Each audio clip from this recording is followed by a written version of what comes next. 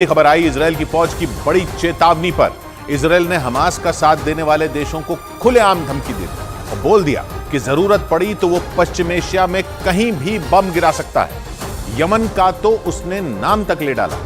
ये चेतावनी इजरायल की वायुसेना के चीफ ने दी, जिससे पश्चिम एशिया का माहौल बिगड़ सकता है, क्योंकि 7 अक्टूबर के बाद से ईरान और उसके सहयोगी चरमपंथी संगठन इजरायल और उसके सहयोगी देशों की टेंशन बढ़ा रहे हैं। सीरिया और इराक में तो अमेरिका के सैनिकों पर कई बड़े हमले भी हुए,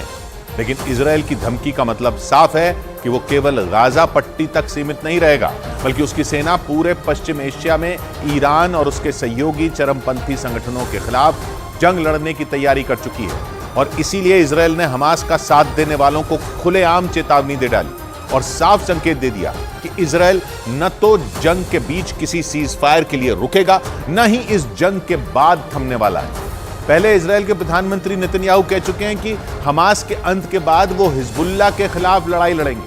लेकिन अब तक बात इससे भी आगे बढ़ गई है और अब तो उसने हमास का साथ देने वालों पर बम गिराने की तैयारी कर ली है। यह बयान खुद इजरायल की वायुसेना के चीफ ने दिया और पश्चिम एशिया में हमास का साथ देने वाले देशों को चेतावनी दे डाली। इजरायल की वायुसेना के चीफ ने बयान दिया कि जरूरत पड़ी तो वो पश्चिम एशिया में कहीं भी कार्रवाई कर सकते हैं। यमन का तो उन्होंने नाम तक ले डाला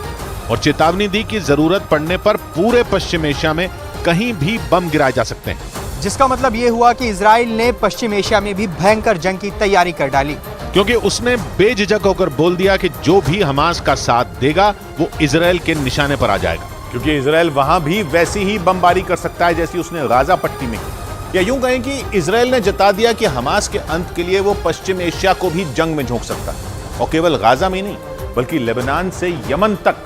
भयंकर जंग छेड़ सकता है। क्योंकि 7 अक्टूबर के बाद से पश्चिम एशिया में इजरायल के खिलाफ ऐसा माहौल बना कि लगने लगा कि ये लड़ाई यहूदी बनाम मुस्लिम देश हो गई, क्योंकि इजरायल पर लेबनान, सीरिया और जॉर्डन जैसे मुस्लिम देशों से हमले का खतरा मंडराने लगा। ईरान ने खुलकर धमकी भी दी थी कि अगर गाजा पर हमले नहीं रुके तो इजरायल पर चौतरफा हमले होंगे और जंग के कई मोर्चे खुल जाएंगे। लेकिन इजरायल ईरान की धमकी से नहीं डरा, उल्टा उसने गाजा में हमले और तेज कर दिए। न अस्पतालों को छोड़ा, न शरणार्थी कैंपों को, स्कूलों और मस्जिदों तक पर बम गिराए और अब तो वो उत्तरी गाजा के एक बड़े हिस्से पर नियंत्रण का दावा कर रहा है। जिसके बाद उसने पश्चिम एशिया में हमास का साथ देने वालों को चेतावनी दे डाली और लगने लगा कि इजरायल पश्चिम एशिया को जंग की आग में झोंकने की तैयारी में, क्योंकि वो भड़का हुआ कनाडा के पीएम हो या तुर्की के राष्ट्रपति, जिसने भी इजरायल के गाजा पर किए गए हमले के मामले में इजरायल को टोका, इजरायल ने उसे मुंह तोड़ जवाब दिया और डंके की चोट पर ऐलान कर दिया कि वो हमास के अंत के मामले में किसी की नहीं सुनेगा और हर उस देश या संगठन से भिड़ जाएगा जो हमास का साथ दे रहा है। क्योंकि इजरायल की वायुसेना के चीफ ने बयान दिया कि वो यमन पर भी हमला कर सकते हैं,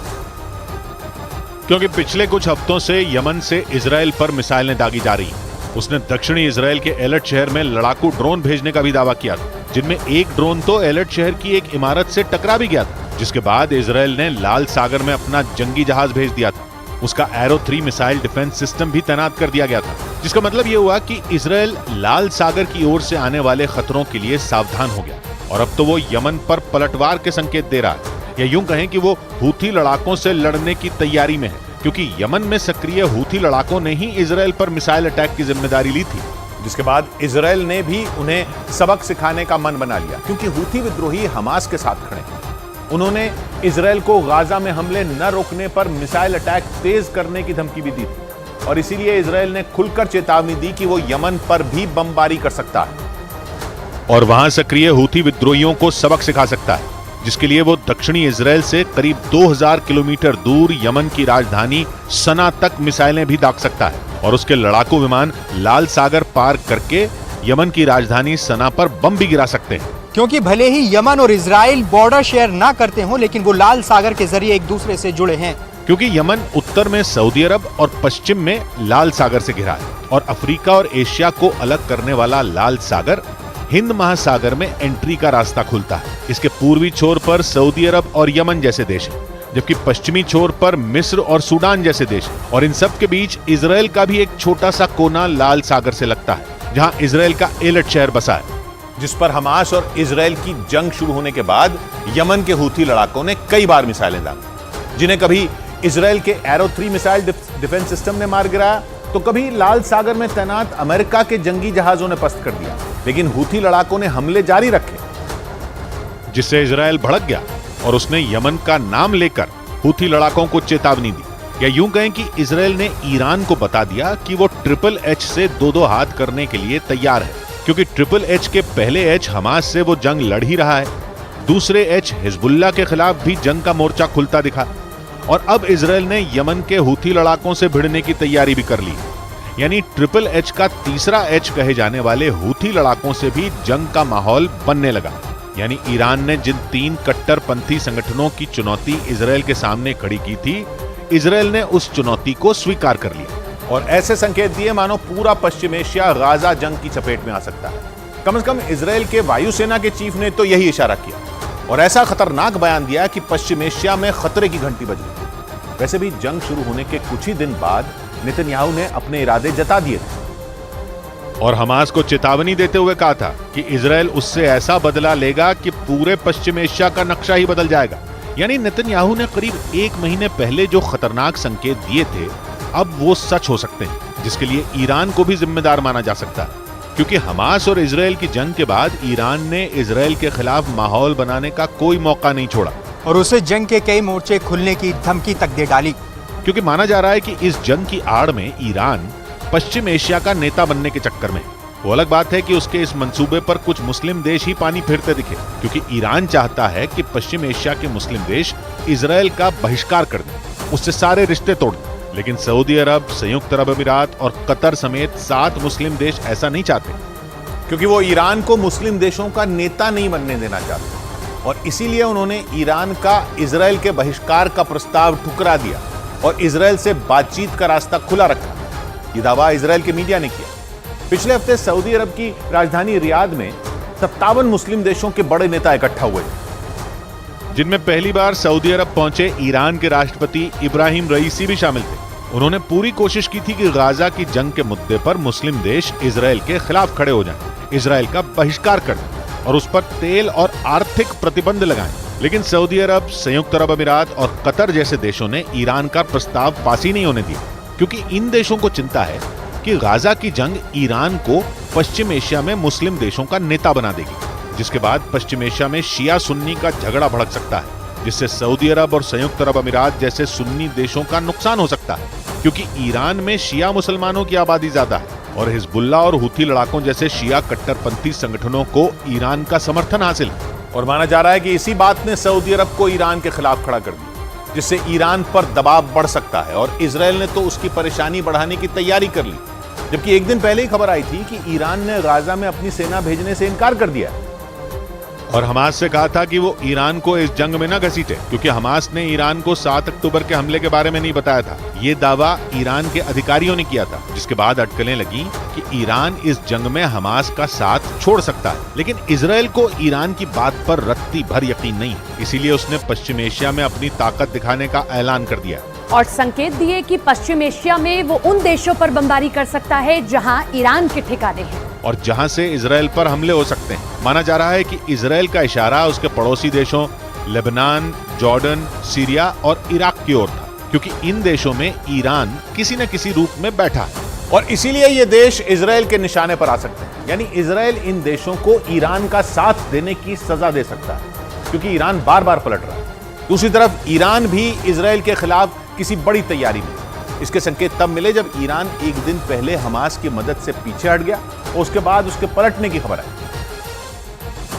जिसके अगले ही दिन खबर आई कि ईरान की खुफिया सेना कही जाने वाली कुद्स ब्रिगेड के चीफ इस्माइल कानी ने हमास की मिलिट्री विंग के चीफ मोहम्मद दईफ को चिट्ठी लिखी और दईफ को संदेश भेजा कि वो इजराइल के खिलाफ जंग में हमास की हर मुमकिन मदद करेंगे। कानी ने अपनी चिट्ठी में यह भी लिखा कि इस जंग में हिजबुल्लाह और उसके जैसे दूसरे संगठन हमास के साथ हैं, जिससे लगने लगा कि ईरान पश्चिम एशिया में डबल गेम खेल रहा है, क्योंकि 2 दिन में उसने 2 ऐसी बातें कह दी जो एक दूसरे से बिल्कुल उलट है। माना जा रहा है कि इजराइल ने इसी वजह से ईरान की हमास का साथ छोड़ने वाली बात पर भरोसा नहीं किया, क्योंकि ईरान के कुद्स ब्रिगेड के चीफ ने हमास का साथ देने का ही भरोसा नहीं दिया, बल्कि 7 अक्टूबर को हमास की ओर से किए गए ऑपरेशन अल अक्सा फ्लड की तारीफ भी की। जबकि एक दिन पहले ही ईरान के अधिकारियों ने दावा किया था कि हमास ने ईरान को इस हमले के बारे में बताया नहीं था।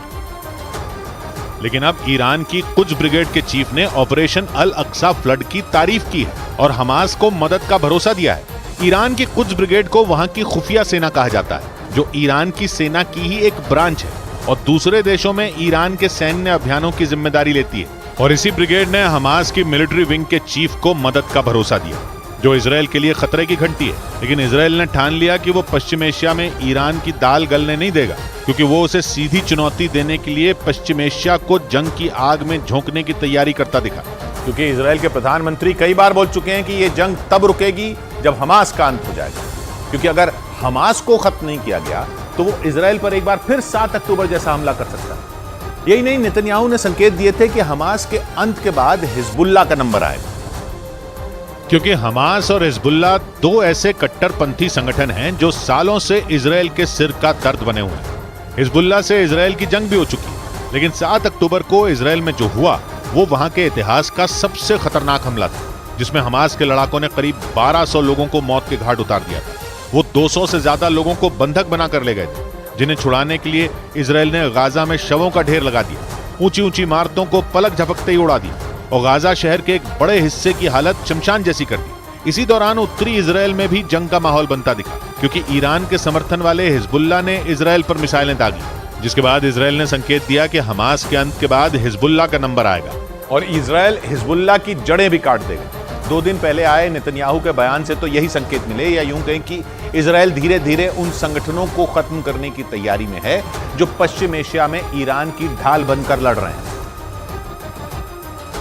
हूथी लड़ाके वही संगठन हैं जिनकी आड़ में ईरान इजरायल के खिलाफ पश्चिम एशिया का माहौल बिगाड़ रहा है, और इसीलिए इजरायल ने गाजा के बाद लेबनान और यमन में बम बरसाने के संकेत दिए, क्योंकि लेबनान हिजबुल्लाह का गढ़ है और यमन हूथी लड़ाकों का। और इन संगठनों के अंत के लिए इजरायल यमन और लेबनान में भी वैसी ही बमबारी कर सकता है जैसी उसने गाजा में की थी। और अगर इतने से भी बात नहीं बनी तो सीरिया और इराक भी सुलग सकते हैं, क्योंकि अगर पश्चिम एशिया में ईरान ने HHH के जरिए इजरायल को उकसाना जारी रखा तो फिर तो इजरायल ऐसा तांडव कर सकता है कि मुस्लिम देश थर थर कांपने लगे।